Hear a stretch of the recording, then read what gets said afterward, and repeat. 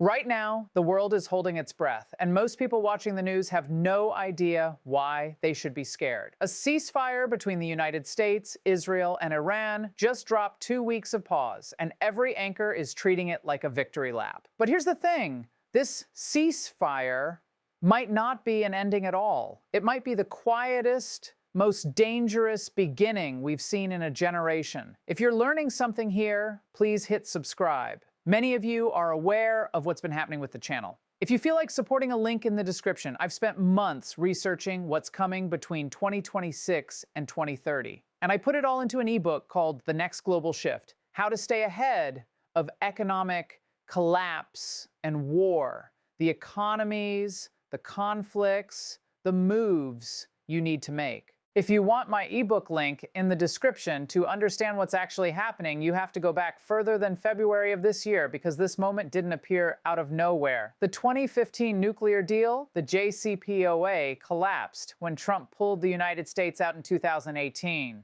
From that point forward, Iran and America circled each other the way two fighters do when they both know the bell is about to ring. Talks sputtered, tensions climbed, and then in June of 2025, the United States and Israel fought what people now call the 12-day war, sending American bombers into Iranian nuclear facilities before a ceasefire landed on June 24th, mediated by the United States and Qatar. The world exhaled that time too, and told itself the crisis was over. What nobody expected was January 2026. Iranian security forces turned on their own citizens during the largest protest movement the country had seen since the 1979 Islamic Revolution, killing tens of thousands of people in the streets.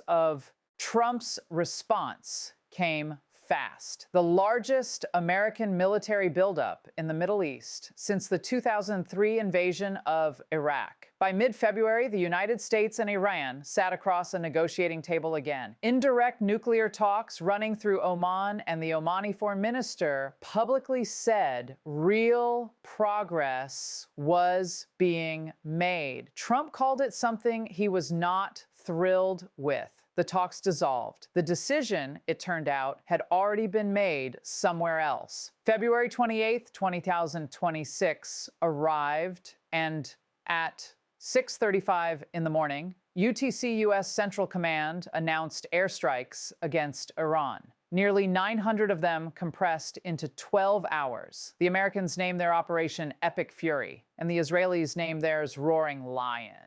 Together, they threw B-2 stealth bombers, B-1 Lancers, B-52 Stratofortresses, Tomahawk missiles, and HIMARS launchers at a country that had been under sanctions for 45 years. 9 minutes after the American strikes began, at 6:45 UTC, Israeli jets launched what they described as decapitation strikes, and Ali Khamenei, 86 years old, supreme leader of Iran since 1989, died at his compound alongside his daughter, his son-in-law, his grandchild, and his daughter-in-law.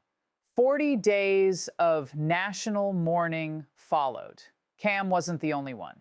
The Iranian defense minister died in those strikes. The IRGC commander, the Defense Council secretary, 4 top Ministry of Intelligence officials. The IDF confirmed the deaths of 7 senior Iranian security leaders before the warning was out. Somewhere in the south of Iran, near Bandar Abbas, a girls' school took a hit that killed approximately 170 people. The American and Israeli explanation was that the school sat adjacent to a military base and that a misfired air defense missile caused the strike. Iran called it deliberate. By evening, the Iranian Red Crescent reported 201 dead and 747 wounded across 24 provinces. And Iran's retaliation was already in the air. Drones and ballistic missiles heading toward Israel, toward American bases in Bahrain, Jordan, Kuwait, Qatar, Saudi Arabia, and the UAE, with a drone connecting to Britain's Akroy base in Cyprus, and missiles getting shot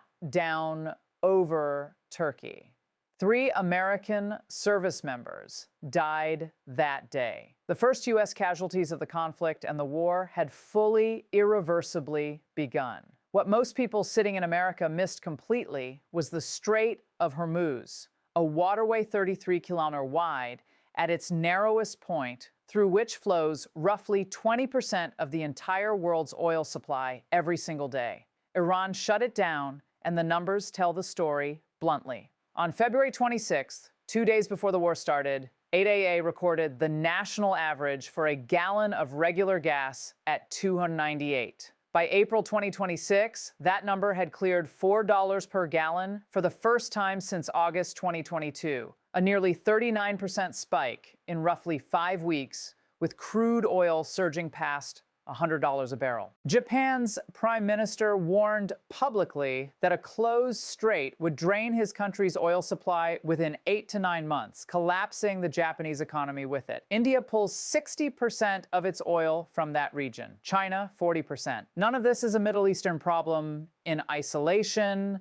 It lands in your gas tank, your grocery bill, your heating cost. Whether you have ever looked at a map of the Persian Gulf or not, replacing Kamina turned out to be the part that should have worried everyone most. Iran's assembly of experts named Mojtaba Kham, 56 years old, the dead leader's son, as the new supreme leader, and Trump called him an unacceptable choice almost immediately. What analysts noted was the detail that mattered. Mojtaba ran close to the Revolutionary Guard and carried a reputation for being even more hostile toward the United States than his father. His opening declaration as supreme leader was to keep the Strait of Hormuz closed. This was not a softer Iran emerging from the wreckage of its old leadership. This was a harder one. By early April, the toll of the conflict had accumulated into numbers that demand attention. Iran had fired more than 5,000 drones, over 2,000 ballistic missiles, and more than 50 cruise missiles, according to statistics from the Jewish Institute for National Security of America. Qatar, one of the world's top natural gas producers, announced it would take years to restore its output after Iranian strikes shredded its energy infrastructure. Gulf Arab nations that had spent decades building reputations as safe, wealthy, stable hubs for global business watched that reputation dissolve in real time. Then came April 7th, 2026. Trump posted on Truth Social before his 8:00 p.m. Eastern deadline, and his words were verbatim: "A whole civilization will die tonight, never to be brought back again." Congressional Democrats called it a potential war crime. Pope Leo XIV, the first American pope, stood in St. Peter's Square and called for peace, describing attacks on civilian infrastructure as a sign of the hatred, the division, the destruction. Less than 2 hours before that deadline expired, Pakistan brokered a ceasefire, with Prime Minister Shahbaz Sharif's government operating as the go-between for Washington and Tehran. Iran's Foreign Minister Abbas Araghchi publicly thanked Sharif. Behind the scenes, China delivered the final nudge that pushed Iran to accept. Trump's Truth Social post read, "This will be a double-sided ceasefire." The reason for doing so is that we have already met and exceeded all military objectives and are very far along with a definitive agreement concerning long-term peace with Iran and peace in the Middle East. Iran's Supreme National Security Council confirmed the deal and claimed victory in the same breath, declaring that nearly all war objectives had been achieved. Markets responded within minutes. Brent crude dropped more than 13%, landing at 9,474, and the Dow Jones climbed 1,300 points, its best single session since April 2025. But here's the thing about that exhale. The ceasefire started cracking before the ink dried. Lebanon became the fault line almost immediately. Within hours of the announcement, Netanyahu's office confirmed that Israel's government supported Trump's decision to pause strikes on Iran for 2 weeks, and then added one sentence that changed everything. The ceasefire did not include Lebanon. Israel launched Operation Eternal Darkness against Hezbollah that same day, its largest strike since the war began, leaving 254 people dead across Lebanon and 165 wounded, with 92 of those deaths concentrated in Beirut alone. By April 8th, at least 182 more people died in central Beirut from Israeli strikes that landed after the ceasefire was supposedly active.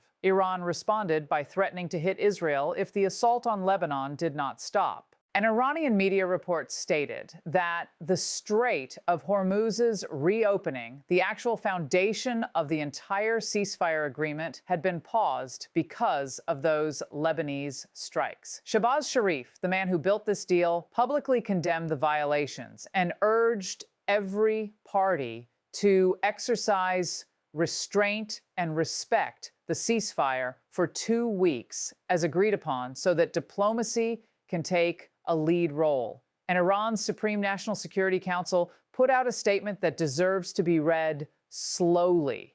Our hands are on the trigger, and the moment the enemy makes the slightest mistake, it will be met with full force. Underneath all of that sits a nuclear question, unresolved and immovable.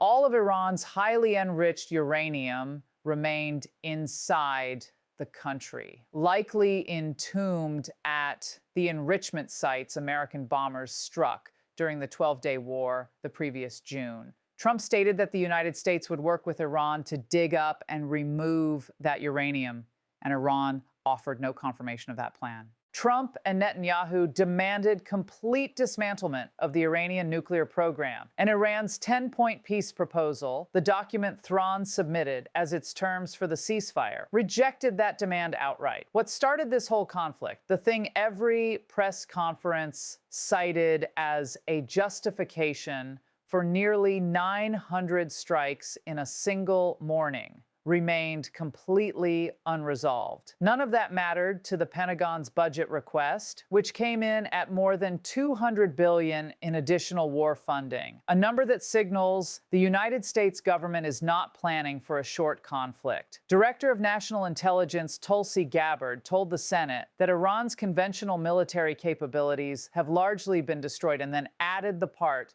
that most headlines buried. The regime appears intact. Here is what this war has cost the people who had the least say in it. Across Lebanon, more than 600 people have died and over 1 million have been displaced. More than 1/6 of the country's entire population uprooted. The IMF's chief warned that every 10% increase in energy prices over 2026 is expected to push global inflation up by nearly 0.5%. That means your costs climb whether the missiles land near you or not. 2 weeks. That is the window. This ceasefire opened 2 weeks for two sides that each declare total victory to sit down and negotiate something permanent. With a new Iranian supreme leader more hostile than the last, with Lebanon actively burning despite the agreement, with a strait of reopening hanging by a thread, and with a $200 billion Pentagon funding request quietly suggesting that someone in Washington has already planned for what comes next. Secretary General Antonio Guterres urged both sides to respect the ceasefire and expressed hope it would be extended. The world is watching, and the question was never really whether the ceasefire would hold. The question is what the world looks like when it does not. This is the video today.